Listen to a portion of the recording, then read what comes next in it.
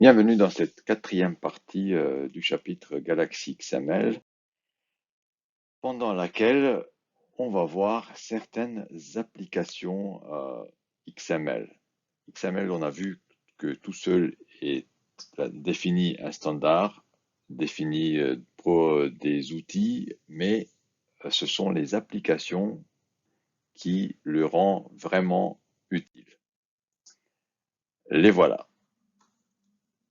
Applications qui font que finalement XML il est utile. Alors le premier c'est le XHTML qui permet, c'était HTML, qui est une version renforcée et stricte du HTML. HTML était déjà en théorie une instance XML, mais on a vu là dans l'exercice justement que si on ne mettait pas la balise OL, ça s'affichait, fermant OL, ça s'affichait quand même. On n'était pas obligé de tout fermer. Euh, les navigateurs étaient relativement souples et ils affichaient des résultats quand même. Par contre, si on met l'extension XHTML, là le navigateur devient strict et dès qu'on ne ferme pas un élément, il annonce une erreur. Il y a par exemple, je vais partir un peu plus avantage. Du coup, alors le souci quand on ne ferme pas une balise, c'est que du coup l'arbre DOM devient un peu aléatoire et c'est beaucoup plus compliqué et incertain de modifier le document HTML. Quand c'est strictement bien généré, c'est beaucoup plus facile et les résultats sont beaucoup plus prévisibles de la modification. Un exemple, on peut mettre frame no resize en HTML, mais en XHTML, il faut mettre frame avec l'attribut égal et entre guillemets no resize. Il faut tout mettre en minuscule. Euh, il faut que le passage à la ligne BR soit fermé convenablement. Les imbrications des listes, justement, UL comme unordered list, doivent être convenables. Les fichiers script doivent être bien tagués. Euh, Voici un petit exemple de fichier de tableau qui liste les différences qui sont tolérées dans la colonne incorrecte par HTML par les navigateurs, mais qui sont plus tolérées quand on met du XHTML. Euh, Ça, c'était une première application. Deuxième application, c'est MathML, qui est un standard qui permet de d'écrire des formules mathématiques à l'aide de la syntaxe XML.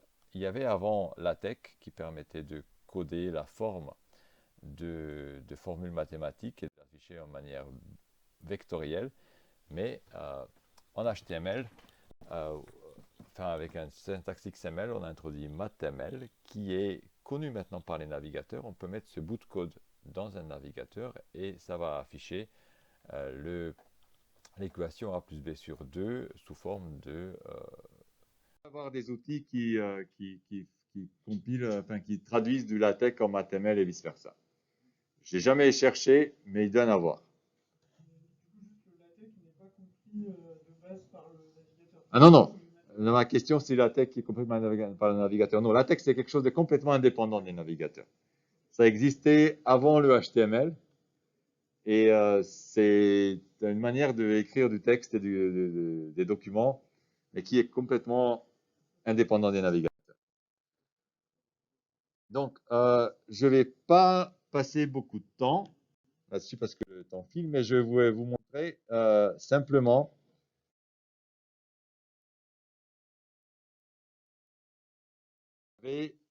Je vais vous parler de SVG, qui veut dire Scalable Vector Graphics.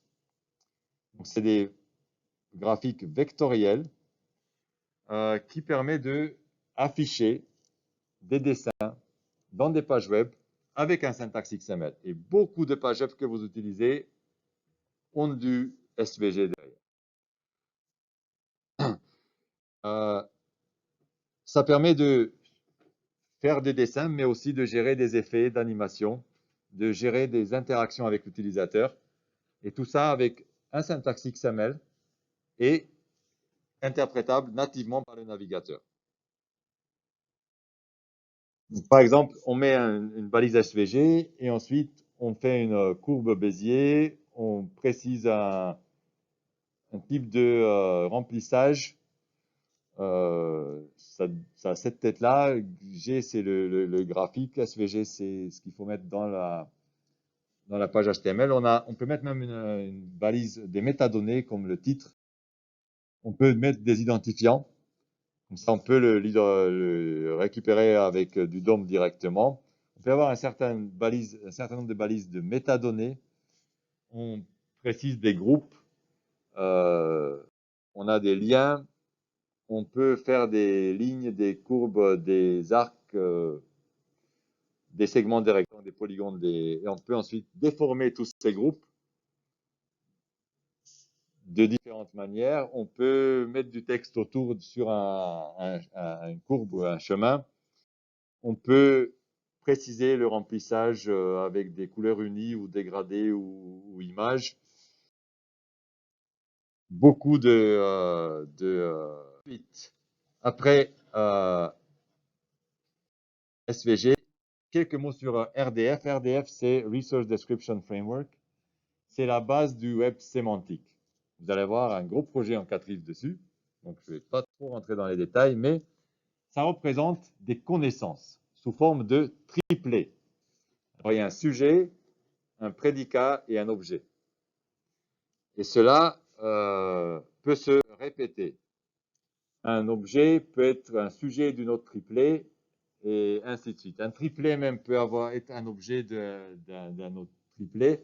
On peut dire que là, il y a une office de publication qui a un nom. Là, le type de relation, le hasname, ça c'est le nom.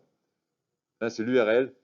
Les objets en général sont des choses qu'on peut identifier avec un URL et ça donne des graphes au final qui sont énormes. Il y a dans DBP, il y a un Wikipédia, vous connaissez. À droite des pages Wikipédia, il y a des on va afficher Lyon. Ça, c'est la page Wikipédia de Lyon. À droite, vous avez un certain nombre de faits sur Lyon. Et ces faits-là, là, par exemple, l'objet est Lyon, la propriété est région et la valeur, c'est Auvergne-Rhône-Alpes. Le propriétaire, c'est maire et la valeur, c'est Grégory Doucet. Donc, et toutes ces informations, par exemple, sont extraites dans une base de données qui s'appelle DBpedia et qui représente donc l'entité Lyon avec toutes ses propriétés et les valeurs des propriétés sous cette forme RDF qui est un triplet. Et là, si on clique sur je ne sais pas où, mais en Lyon, on clique sur France. On arrive sur la page France. Alors, ça c'est DBpedia, mais ça c'est la page. J'aurais voulu aller sur l'élément France.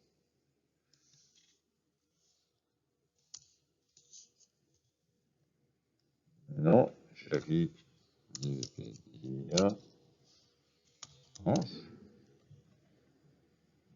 Ah, mais je ne veux pas la. Là, voilà, c'est mieux. Là, j'ai. Bref. Croyez-moi qu'il y a une page RDF avec France aussi.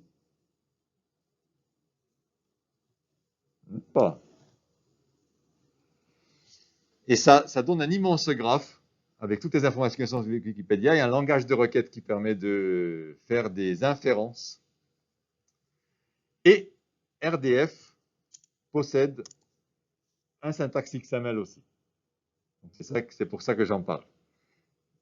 Et c'est à la base ce qu'on appelle du web sémantique. On peut faire des inférences, on peut chercher, on peut relâcher des requêtes. On cherche par exemple des villes. Et en sachant que Lyon est une ville, si dans un texte, il y a le mot-clé Lyon, mais il n'y a pas le mot-clé ville, le texte peut être retourné comme réponse à ma requête ville, parce que quelque part, j'ai cette information-là que Lyon est une ville. Donc, ça permet de faire de rendre des moteurs ou des programmes intelligents, enfin, pas intelligents, mais qui exploitent ces relations sémantiques. Et il n'y a pas que DBpedia. DBpedia, c'est une extraction de Wikipédia. À peu près tous les 2 mois, il est mis à jour avec les nouvelles informations qui sont sur Wikipédia. C'est téléchargeable. Il y a un gros fichier, XML d'ailleurs, que vous pouvez télécharger. Et qu'après, vous pouvez soit exploiter avec du DOM, mais on ne fait pas ça. Il y a des bases des SGBD NoSQL qui permettent de le charger et qui a un langage qui s'appelle SparkQL qui permet d'exploiter ces relations entre les éléments. Voilà. Il ne me reste que très peu de choses ici. Juste quelques liens vers les définitions officielles. Donc, ce sont des standards W3